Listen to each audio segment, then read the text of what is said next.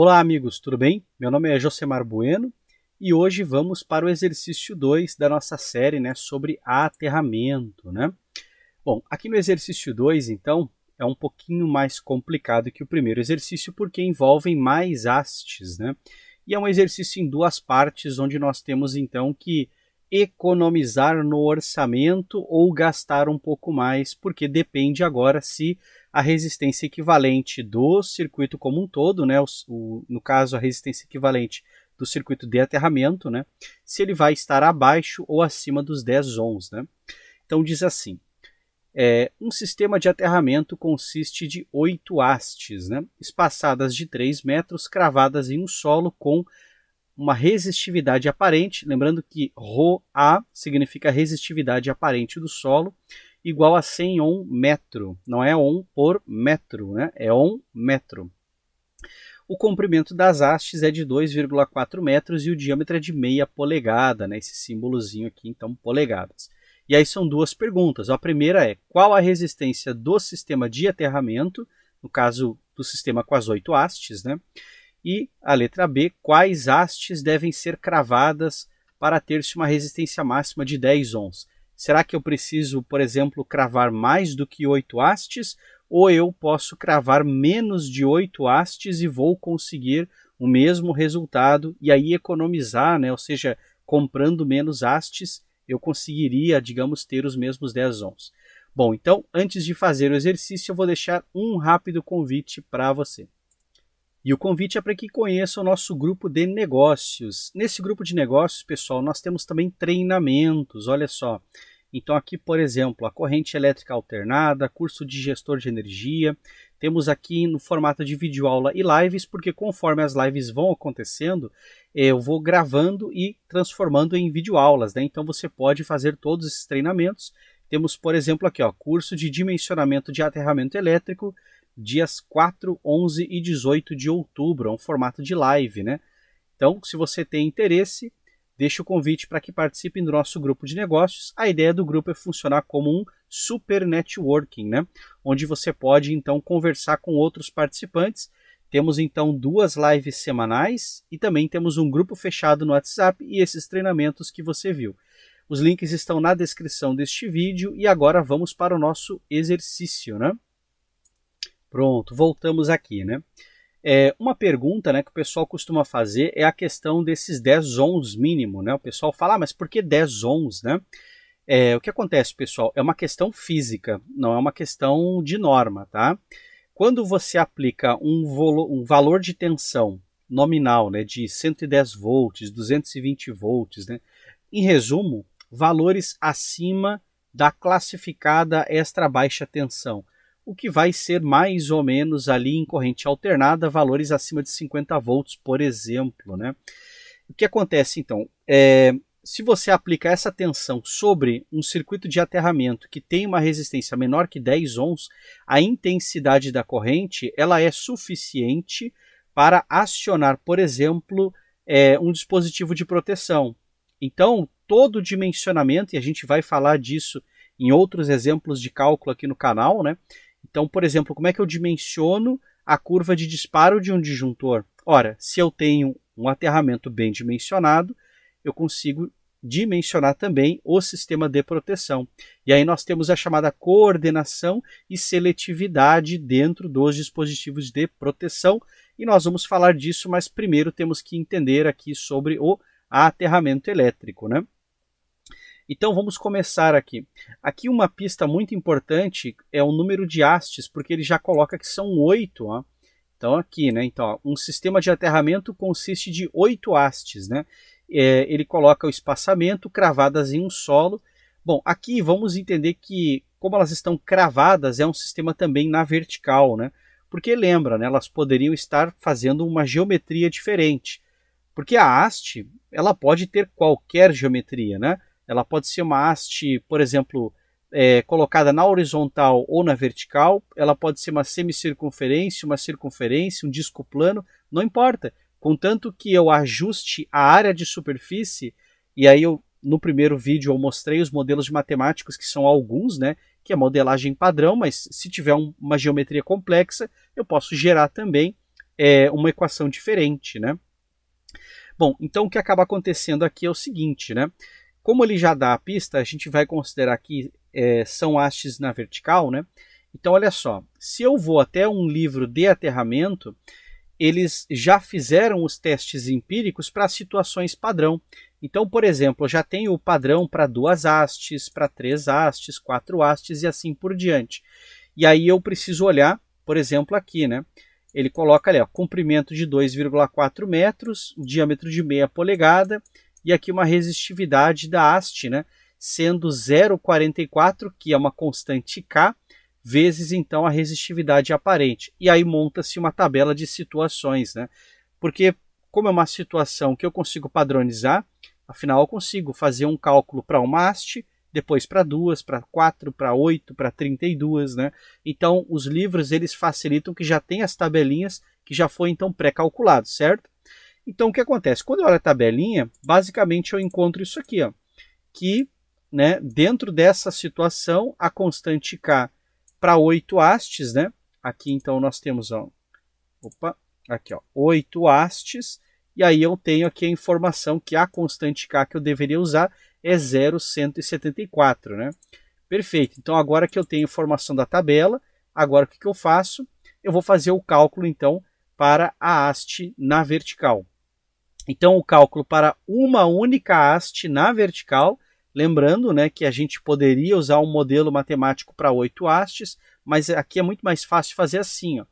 Eu vou fazer o cálculo para uma e depois eu vou usar essa equação aqui para a resistência equivalente de 8 hastes. Ou seja, eu vou pegar a constante K e multiplicar pelo valor da resistência equivalente de uma única haste.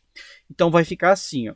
A resistividade aparente do solo eu tenho, o comprimento da haste eu tenho, logaritmo natural, 2 vezes o comprimento da haste dividido pelo diâmetro da haste, lembrando que eu preciso colocar todas as unidades de medida dentro do sistema internacional, né?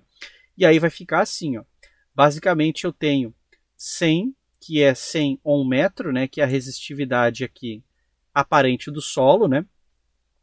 Depois 2,4 metros, que é o comprimento da haste, e 2,54 vezes 10 na menos 2, que é basicamente o diâmetro, né? Quando eu converto, então, meia polegada, eu converto para metros, né?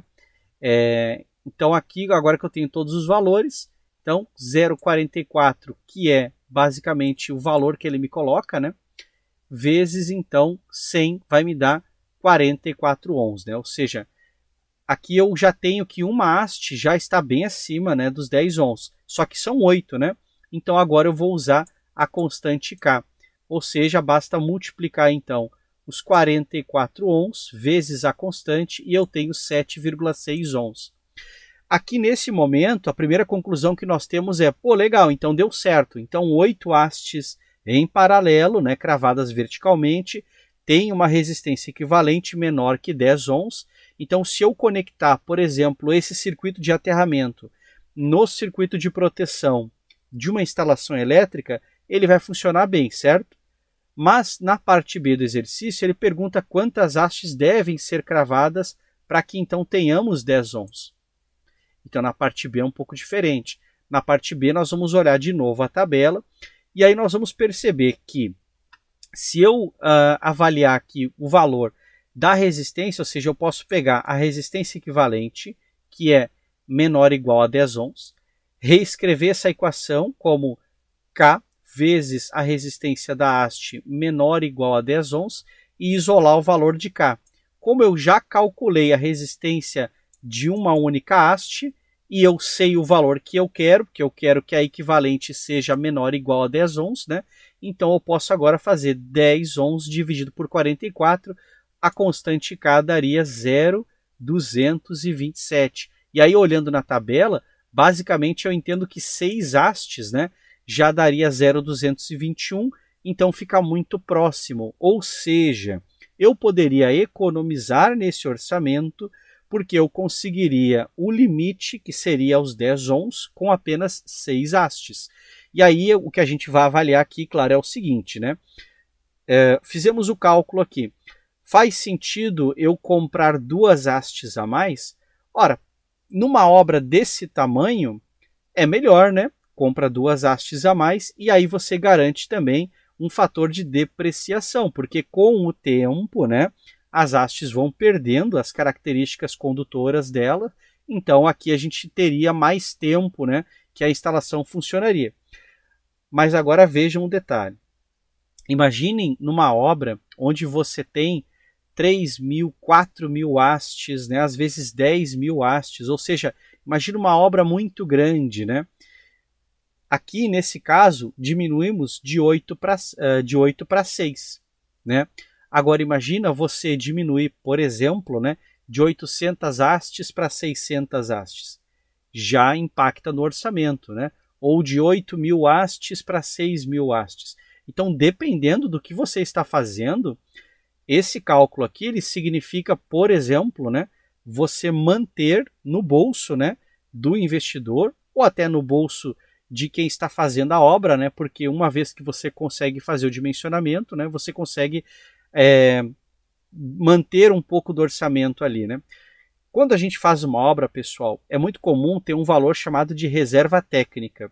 O que é a reserva técnica? É justamente caso nós tenhamos alguns imprevistos, né? Por exemplo, errei um cálculo de dimensionamento. Poxa, então vou ter que adicionar mais hastes ou vou ter que comprar um condutor com uma bitola um pouco maior.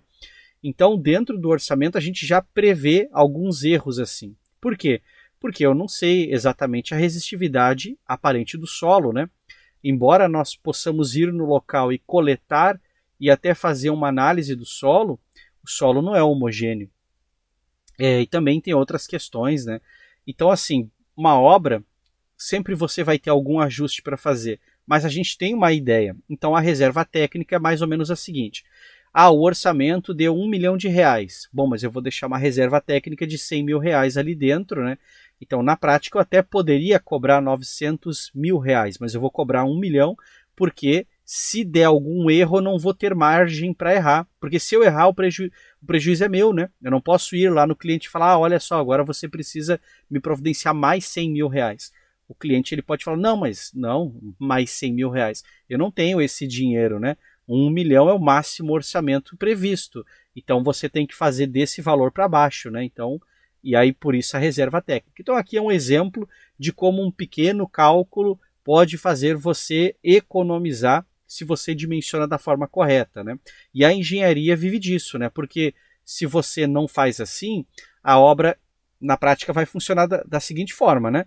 O engenheiro que conseguiu dimensionar corretamente, ele vai ter vantagem econômica na hora de apresentar o orçamento dele, né? Porque se você não faz esses cálculos, você vai acabar colocando, por exemplo, valores de orçamento mais altos, sendo que você poderia estar trabalhando dentro de um limite razoável, prevendo o risco, né? Ou seja, analisando uma real exposição de risco aqui, né? Bom, é isso, pessoal. Esse foi o exercício número 2, né? Deixem nos comentários se vocês estão gostando. E teremos então mais um exercício, né? Aqui na edição ficou exercício número 3, olha só. Não, mas é o segundo exercício, tá? Eu esqueci de alterar ali, eu devo ter dado um Ctrl+C e Ctrl+V, mas é isso aí. Certo, pessoal? Então, não esqueçam, né, de visitar o nosso site para ver o grupo de negócios, os links estão na descrição deste vídeo. E um grande abraço a todos e até o nosso próximo vídeo aí de aterramento, né?